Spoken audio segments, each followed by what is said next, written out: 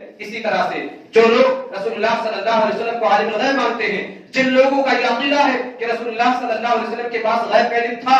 وہ لوگ رسول اللہ صلی اللہ علیہ وسلم کی توہین کرتے ہیں، وہ لوگ رسول اللہ صلی اللہ علیہ وسلم کے سلسلے میں گستاخی کرتے ہیں، وہ لوگ گستاخ رسول ہیں۔ بعض لوگ یہ سمجھتے ہیں کہ ہم نبی کے لیے اپنی طرف سے جو چیزیں ثابت کریں گے اس سے نبی کی عزت میں، نبی کی رفعت میں، نبی کی عظمت میں اضافہ ہوگا۔ میرے بھائی اور دوستو، نبی کی عزت میں، نبی کی رفعت میں اضافہ انہی چیزوں میں ہے جس کو اللہ رب العالمین نے اپنے نبی کے لیے ثابت کیا ہے، جس کو اللہ رب العالمین نے بذات خود اپنے نبی کے لیے ثابت نہیں کیا ہے۔ ان کو منمانی ثابت کرنا، ان کو اپنی طرف سے ثابت کرنا، اس سے رسول اللہ صلی اللہ علیہ وسلم کی عزت میں، رسول اللہ صلی اللہ علیہ وسلم کی عظمت میں ذرہ برابر اضافہ ہونے والا نہیں ہے، بلکہ اس سے رسول اللہ صلی اللہ علیہ وسلم کی توہین ہوتی ہے، اس سے رسول اللہ صلی اللہ علیہ وسلم کے سلسلے میں گستاخی ہوتی ہے۔ وہ کیسے؟ صحیح بخاری کتاب المغازی کی روایت ہے، ایک مرتبہ کچھ لوگ اللہ کے نبی صلی اللہ علیہ وسلم کے پاس آئے اور کہا، اللہ کے نبی صلی اللہ علیہ وسلم، ہمارے علاقے میں کچھ ایسے لوگوں کو بھیج دیجئے جو وہاں چل کر کے ہماری قوم کو دعوت و تبلیغ، قرآن و حدیث کی خالص تعلیم پہنچائے، لوگوں کو قرآن و حدیث کی تعلیم دے۔ رسول اللہ صلی اللہ علیہ وسلم نے ان کے کہنے پر اپنے صحابہ کرام میں سے 70 بہترین قاری، 70 بہترین حفاظ اقرام کو تیار کیا اور ان کو ان کے ساتھ بھیجا کہ جاؤ اور ان کے علاقے میں جا کر کے قرآن و حدیث کی تعلیمات کو عام کرو۔ جب وہ لوگ بیر معونہ پر پہنچے، یہ کنویں کا نام ہے، جب وہ لوگ اس کنویں پر پہنچے اور انہوں نے وہاں پڑاؤ ڈالا تو ان ظالموں نے ان 70 قاریوں کی گردنوں کو کاٹ کر کے الگ رکھ دیا۔ یہ واقعہ سیرت کی کتابوں میں بیر معونہ کے نام سے جانا جاتا ہے، جو سن 4 ہجری کو پیش آیا تھا۔ جب صحابہ کرام نے پڑاؤ کیا، ان ظالموں نے 70 صحابہ کرام کی گردنوں کو کاٹ کر کے الگ رکھ دیا۔ میرے بھائی اور دوستو، اب سیدھی سی بات ہے، موٹی سی بات ہے کہ اگر رسول اللہ صلی اللہ علیہ وسلم عالم الغیب تھے تو آپ نے 70 صحابہ کرام کو ان ظالموں کے ساتھ کیوں بھیجا تھا؟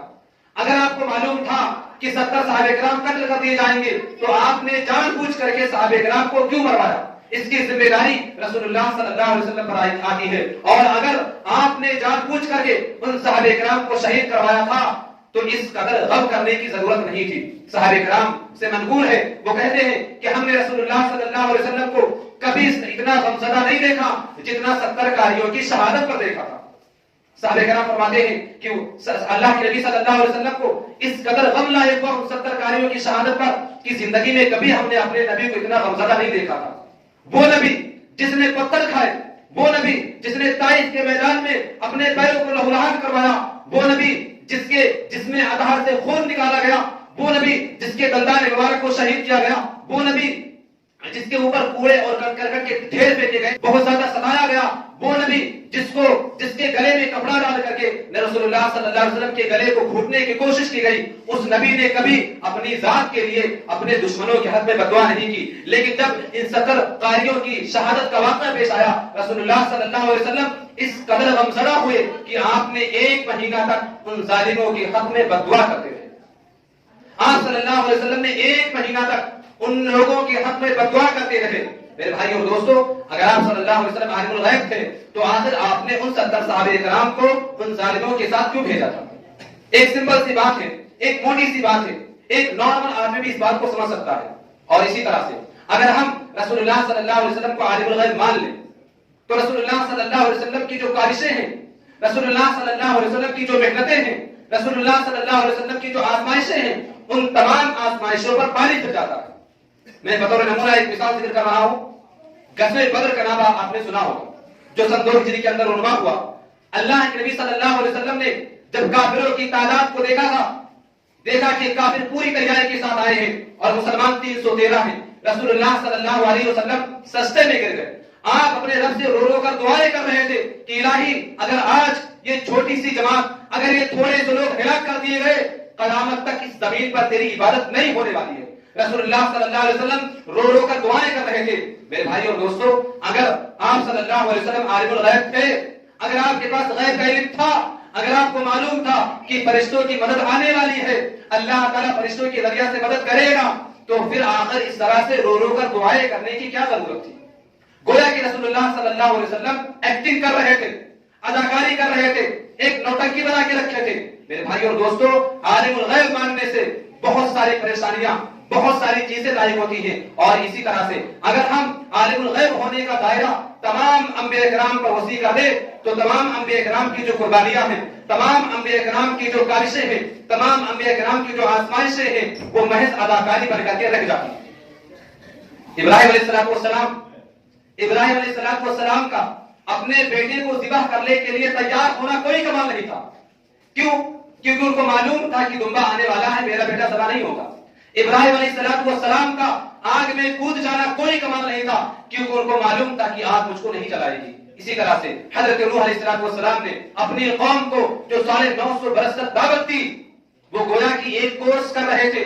وہ گویا کہ ایک کورس تھا جسے وہ نبھا رہے تھے، کیونکہ ان کو معلوم تھا کہ ان کی قوم کبھی بھی ایمان نہیں لائے گی. اسی طرح سے زکریا علیہ السلام کا اللہ رب العالمین کی بارگاہ میں دعا کرنا کوئی کمال نہیں تھا. کیوں؟ کیونکہ زکریا علیہ السلام کو معلوم تھا کہ ان کو بیٹا ملنے والا ہے. اسی طرح مچھلی کے پیٹ میں دعا کرنا، مچھلی کے پیٹ میں رو رو کر اپنے رب سے دعائیں کرنا کوئی کمال نہیں تھا، کیونکہ یونس کو معلوم تھا کہ مچھلی ان کو نہیں کھائے گی. میرے بھائی اور دوستو، محض ایک علم غیب کا عقیدہ ثابت کر کے لوگ ان تمام انبیاء کرام کی کاوشوں پر، ان تمام انبیاء کرام کی محنتوں پر، ان تمام انبیاء کرام کی عظمتوں پر پانی پھیر دیتے ہیں.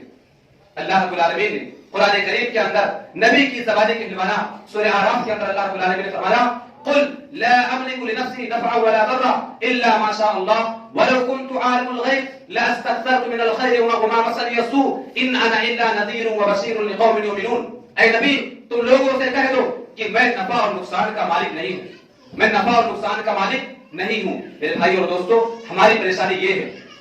کہ ہم یہ سمجھتے ہیں کہ غیر اللہ کے سامنے سجدہ کرنا، کسی غیر کے سامنے جھکنا ہی شرک ہے. میرے بھائی اور دوستو، کسی غیر کے سامنے جھکنا، غیر اللہ کے سامنے سجدہ کرنا صرف یہی شرک نہیں ہے، بلکہ اللہ رب العالمین کی جو صفات ہیں، اللہ رب العالمین کے جو اسماء ہے، اللہ رب العالمین کی جو صفات ہے، ان صفات میں کسی اور کو شریک کرنا بھی شرک ہے. عالم الغیب ہونا یہ اللہ رب العالمین کی ذاتی صفت ہے، اس صفت کے اندر کسی غیر کو شریک کرنا بھی یہ شرک ہے. اللہ رب العالمین نے سورہ اعراف کے اندر نبی کی زبانیں کہلوایا، اے نبی تم کہو کہ میں نفع اور نقصان کا مالک نہیں ہوں. اور آگے فرمایا وَلَوْ كُنْتُ عَالِمُ الْغَيْبِ لَأَسْتَكْثَرْتُ مِنَ الْخَيْرِ وَمَا مَسَّنِيَ السُّوءُ، کہ اگر میں عالم الغیب ہوتا، اگر میرے پاس غیب کا علم ہوتا تو میں بہت ساری خیر کی چیزوں کو جمع کر لیتا اور مجھے نقصان لاحق نہیں ہوتا. میرے بھائی اور دوستو، حدیث کی کتابوں کا، تاریخ کی کتابوں کا، سیرت کی کتابوں کا مطالعہ کرنے سے پتہ چلتا ہے کہ رسول اللہ صلی اللہ علیہ وسلم کو بہت زیادہ نقصان اٹھانا پڑا، رسول اللہ صلی اللہ علیہ وسلم کو بہت زیادہ ستایا گیا، رسول اللہ صلی اللہ علیہ وسلم کو بہت زیادہ تکلیفیں دی گئی. غزوہ خیبر جو کہ 7 ہجری کے اندر رونما ہوا، جب رسول اللہ صلی اللہ علیہ وسلم نے خیبر کو فتح کر لیا تو زینب بنت حارث ایک یہودیہ عورت تھی، اس نے یہودیوں کے کہنے پر رسول اللہ صلی اللہ علیہ وسلم کے لیے بکری کا گوشت اس میں زہر ملا کر کے پیش کیا تھا. بکری کا گوشت جس میں زہر ملا ہوا تھا، اس یہودیہ عورت نے رسول اللہ صلی اللہ علیہ وسلم کے لیے بطور ہدیہ پیش کیا تھا. رسول اللہ صلی اللہ علیہ وسلم اس کو کھانے ہی والے تھے کہ اچانک سے وحی کے دریا سے رسول اللہ صلی اللہ علیہ وسلم کو اس کی خبر ہو گئی. رسول اللہ صلی اللہ علیہ وسلم نے اس زہر آلود گوشت کے ٹکڑے کو پھینک دیا، لیکن آپ کے ساتھ میں ایک اور صحابی تھے، حضرت بشر بن برا بن معرور. حضرت بشر بن برا بن معرور یہ بکری کے گوشت کا کچھ ٹکڑا کھا چکے تھے جس میں زہر لگا ہوا تھا، اور وہ کھانے کے بعد فوراً انتقال کر گئے. رسول اللہ صلی اللہ علیہ وسلم وہاں موجود ہیں، رسول اللہ صلی اللہ علیہ وسلم کو زہر دیا گیا، آپ صلی اللہ علیہ وسلم کو علم نہیں ہوا. میرے بھائی اور دوستو، حضرت بشر بن برا بن معرور جو زہر آلود گوشت کا ٹکڑا کھا چکے تھے، اس کا ذمہ دار کون ہوگا؟ اگر ہم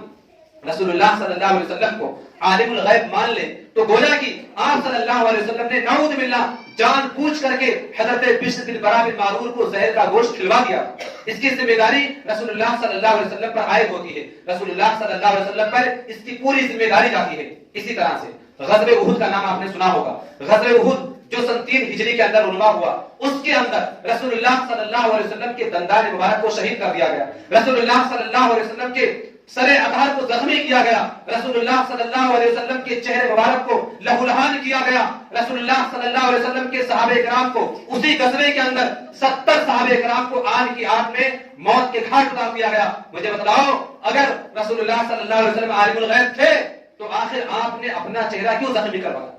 آخر آپ صلی اللہ علیہ وسلم نے 70 صحابہ کرام کو وہاں پر کیوں قتل کروا دیا؟ اگر آپ عالم الغیب تھے تو ان ساری چیزوں کا انتظام آپ کو پہلے کر لینا چاہیے تھا۔ اگر رسول اللہ صلی اللہ علیہ وسلم کے پاس غیب کا علم تھا تو رسول اللہ صلی اللہ علیہ وسلم نے اپنے دندان مبارک کو جو شہید کروایا، گویا کہ وہ ایک ایکٹنگ تھی، ایک اداکاری تھی، جان بوجھ کر کے آپ صلی اللہ علیہ وسلم نے اپنے دادوں کو شہید کروایا۔ اسی طرح سے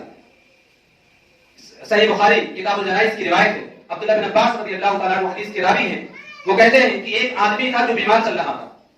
رسول اللہ صلی اللہ علیہ وسلم اس کی عیادت کے لیے جایا کرتے تھے۔ وہ آدمی اتفاق سے رات ہی کو مر گیا اور صحابہ کرام نے اس آدمی کو رات ہی میں دفن کر دیا۔ جب صبح ہوئی تو رسول اللہ صلی اللہ علیہ وسلم کو جب پتا چلا، آپ نے پوچھا ما منعکم ان تعلمونی،